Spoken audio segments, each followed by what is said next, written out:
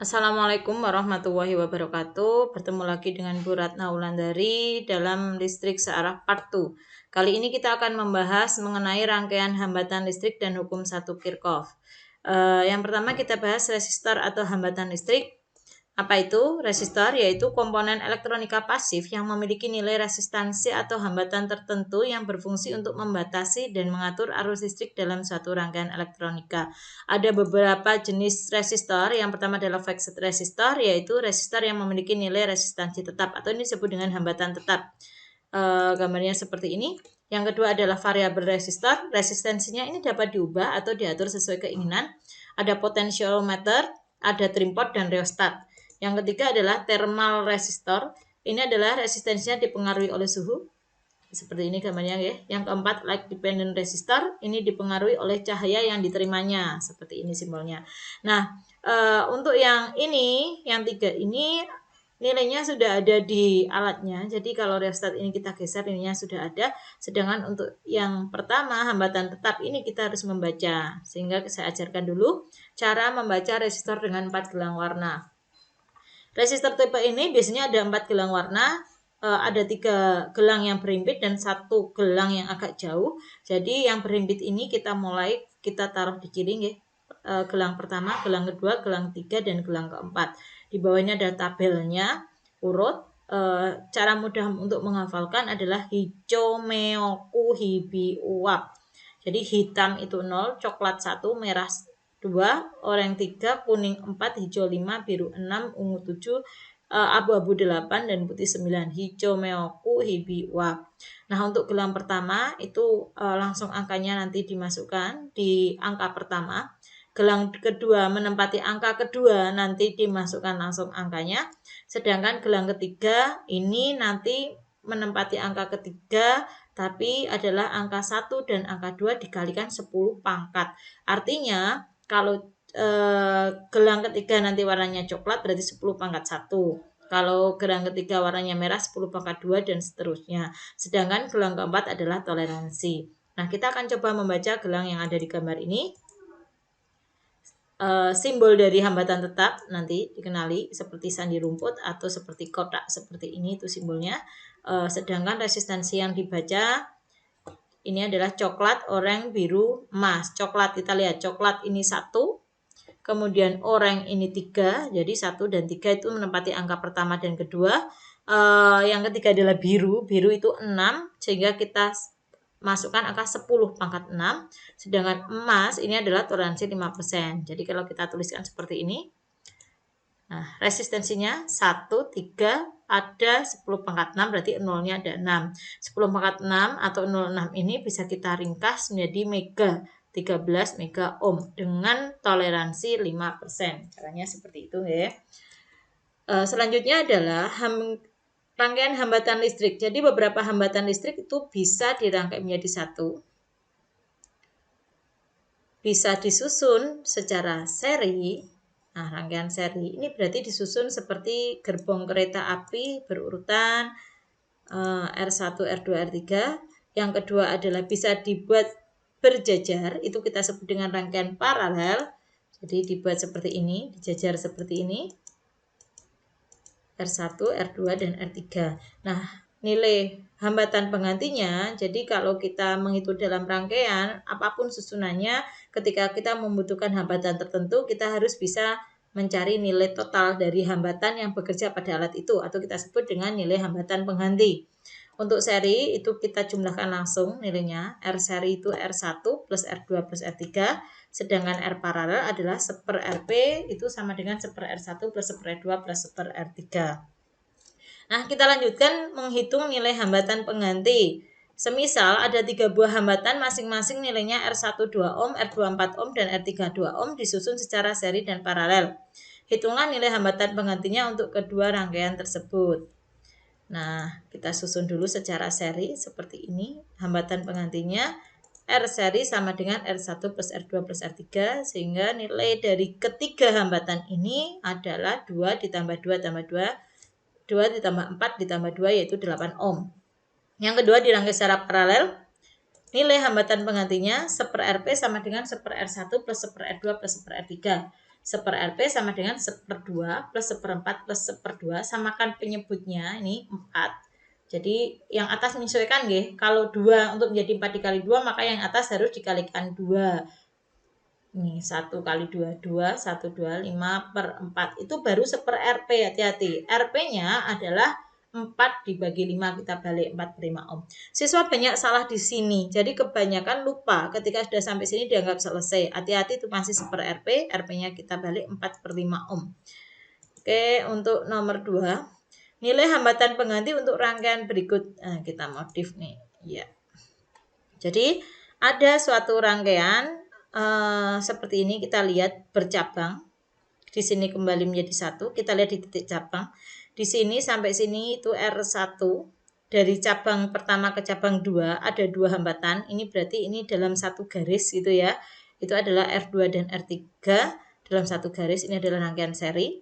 Jadi nanti cara mencarinya yang dalam satu garis atau tidak melewati titik cabang itu kita cari terlebih dahulu baru dirangkai dengan yang lain. Jadi kalau seperti ini ada rangkaian seperti ini, R2 dan R3 kita hitung secara seri. Gambarnya kita sederhanakan ya, sehingga kita peroleh R1-nya sendiri, R2 dan R3 kita sederhanakan menjadi seri, kelihatan ini menjadi paralel. Jadi mula-mula kalau ada rangkaian seperti ini yang dalam satu garis, ini kita lihat satu garis itu kalau ini cabang, tidak bertemu cabang, ini adalah satu garis, kita hitung dulu. Setelah itu kita sederhanakan rangkaiannya. Bu, kalau elektronika harus disederhanakan, enggak sketnya untuk menghitung gitu ya. Ini adalah R seri, kelihatan bahwa sehingga R1 dan R seri nanti ini adalah paralel. Oke, kita hitung dulu R serinya, R2 plus R3 itu 2 tambah 4, dapat peroleh 6 ohm. Jadi ini 6 ohm. Baru setelah itu kita mencari hambatan total penggantinya. Ini disusun secara paralel. 1/RP sama dengan 1/R1 ditambah 1/RS, 1/5 ditambah 1/6. R1-nya 5, ini totalnya tadi 6, samakan penyebutnya 30. Kalau ini jadi 30 kali 6, yang ini 30 kali 5 diperoleh 11, ini 11/30 ya. Atau RP-nya kita balik 30 dibagi 11, kita sederhanakan 22 itu dapat 2, sisanya 8/11 sehingga diperoleh 28/11 ohm. Intinya adalah bahwa kalian harus menghitung dulu, kalau seperti ini menghitung dulu yang dalam satu garis. Setelah itu sederhanakan sketnya supaya kalian mudah untuk menghitung. Ya, kita lanjutkan di sini yang agak lebih rumit lagi dari yang tadi. Nah, semisal ada rangkaian seperti ini, Bu, ngitungnya gimana? Ngitungnya kita lihat dulu. Oh, mula-mula di titik atas dan titik bawah. Kita bisa mulai dari sini. Dari 4 ohm, ini ketemu titik cabang. Ketemu titik cabang, nanti kita lihat di sini ketemu titik cabang lagi, di sini kita ketemu titik cabang. Nah, ketika tidak ketemu titik cabang ini kita anggap satu garis, berarti ini karena tidak ada cabang ini nanti seri. Nah, ini adalah rangkaian seri, gitu nggih. Sketnya. Nah, R seri itu kita jumlahkan langsung. Ini 2 ditambah 1 ditambah 3, kita peroleh 6 ohm. Nah, kita sederhanakan sketnya. 4, 6, 5 masih utuh. 2, 1, 3 menjadi rangkaian seri. Ini kita hitung belakangan, kita lihat ini dan ini ketemu titik cabang, berarti 6 dan R seri ini merupakan rangkaian paralel. Kita hitung dulu. 1/RP sama dengan 1/6 ditambah 1/R seri. Kita peroleh 1/6 plus R serinya ketemu 6, jadi 1/6 diperoleh 2/6. RP-nya adalah 6 dibagi 2, 3 ohm. Nah, kalau sudah kita sket lagi, kita sederhanakan biar gampang. Jadi antara 6 dan S sudah menjadi RP. Kelihatan ini terakhirnya adalah rangkaian seri. R seri atau R totalnya ini adalah rangkaian seri. Jadi R total sama dengan R seri, kita jumlahkan 4, RP dan 5. 4, 3, dan 5. Diperoleh 12 ohm. Nah, itu tadi seperti itu. Saya ulang ya yang ini. Nah, diperhatikan dulu. Jadi mula-mula kalau ada titik cabang yang segaris kita hitung dulu.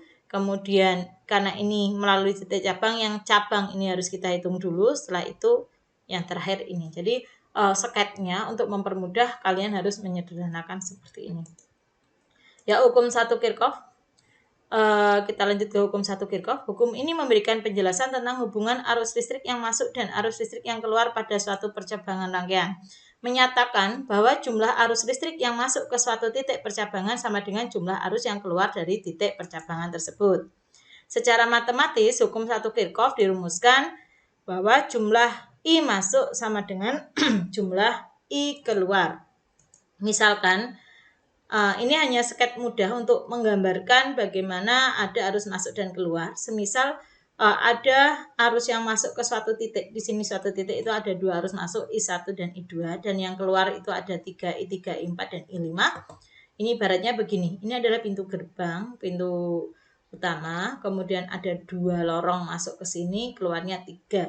Nah, perhatikan bahwa tidak ada yang hilang atau di sini I1 dan I2. Jadi I masuk yang masuk itu I1 dan I2. Jumlah dari I1 plus I2 harus sama dengan jumlah antara I3, I4, dan I5.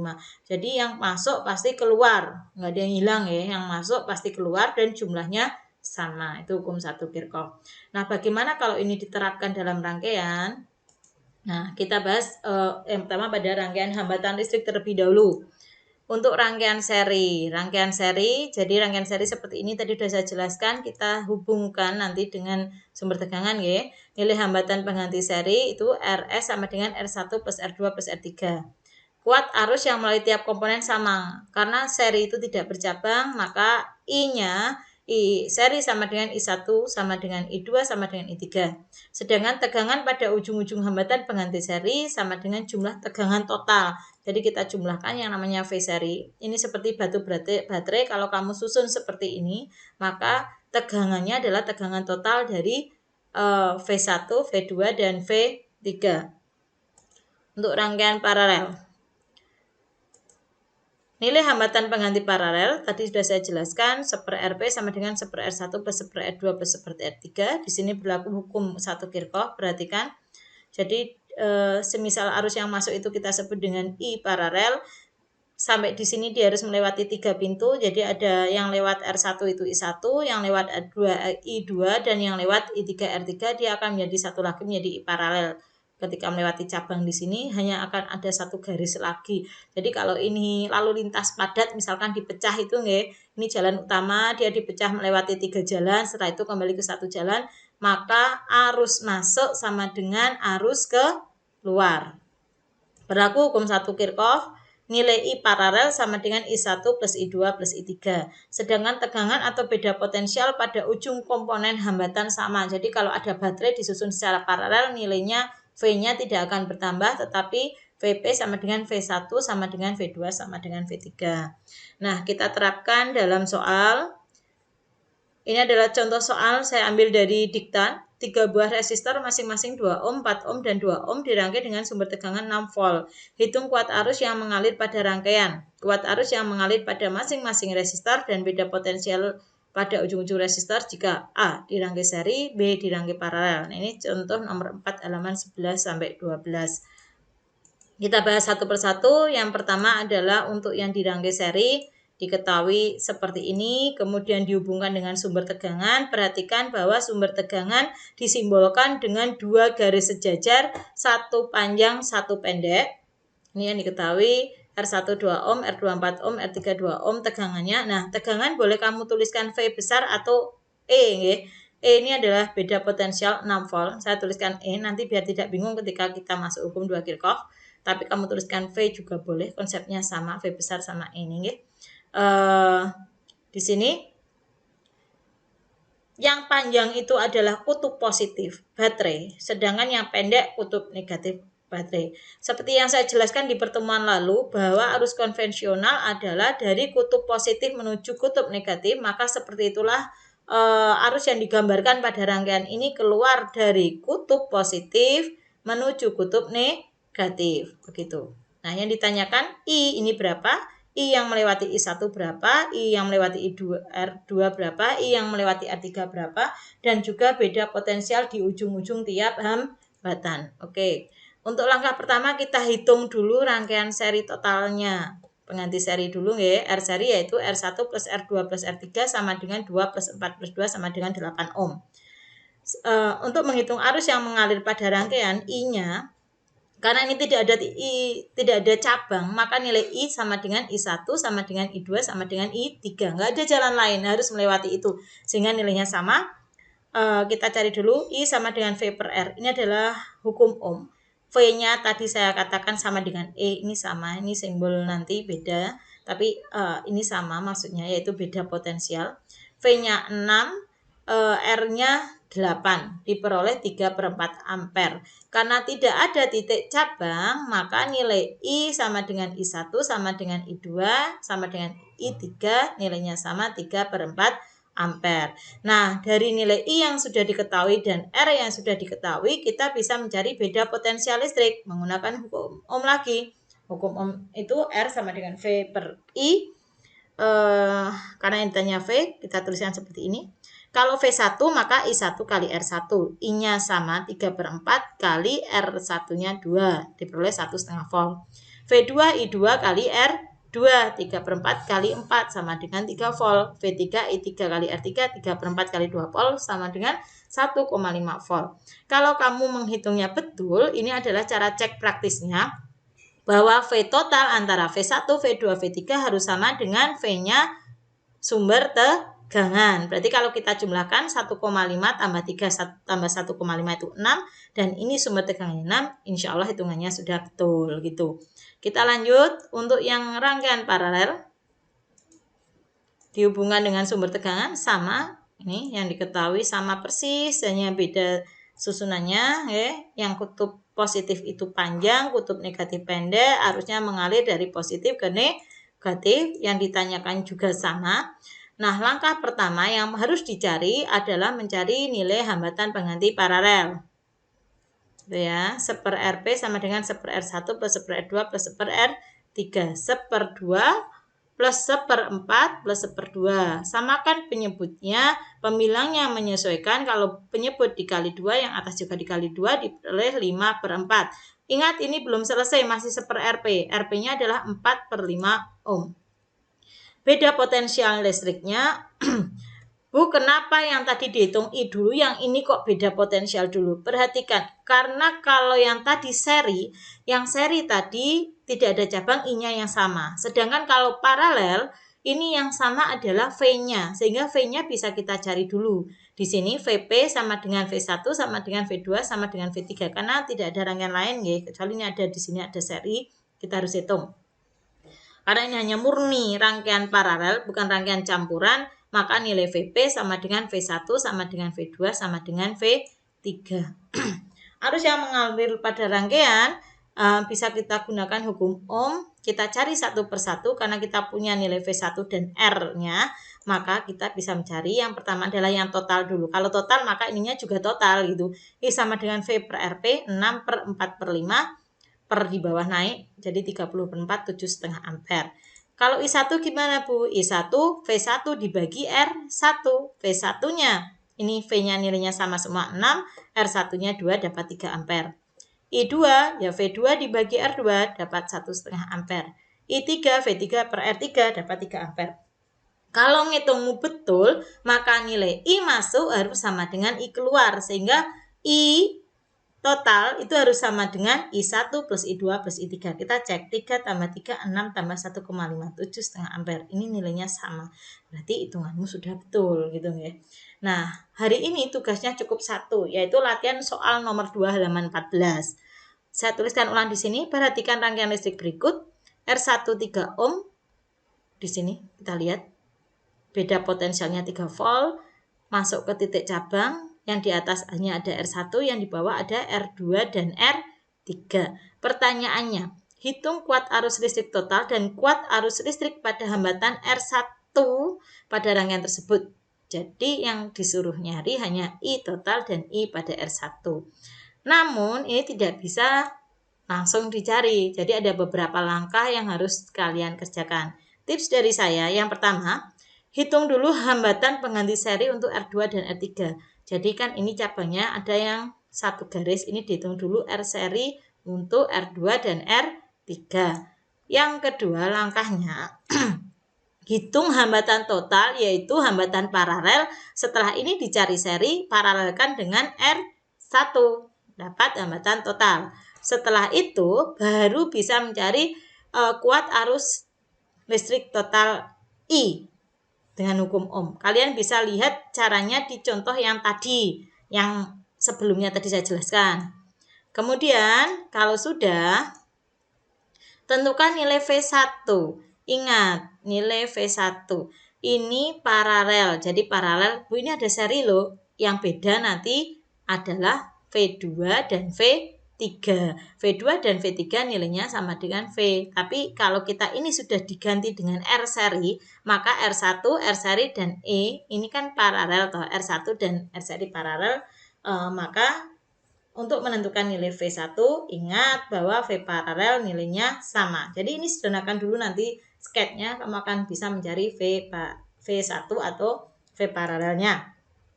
Kalau sudah, baru kalian cari hitung kuat arus yang melalui hambatan R1 di sini. Karena kalian sudah tahu nilai V1 dan sudah tahu nilai R1, maka bisa mencari nilai I1 dengan memasukkan nilai V1 dan R1 pada persamaan hukum Ohm. Tugas kalian hanya mencari I dan I1 dengan tahapan langkah seperti ini. Yang untuk R2 dan R3, insya Allah saya jelaskan minggu depan. Jadi deadline-nya betul-betul ini tidak boleh lebih dari minggu depan, karena begitu saya menjelaskan jawabannya maka tugas kalian hangus. Usahakan dikirimkan malam ini juga, hanya 1 soal, kalian pasti bisa. Tetap semangat gitu nggih. Saya akhiri sekian, terima kasih. Harus berusaha dan pasti bisa. Wassalamualaikum warahmatullahi wabarakatuh.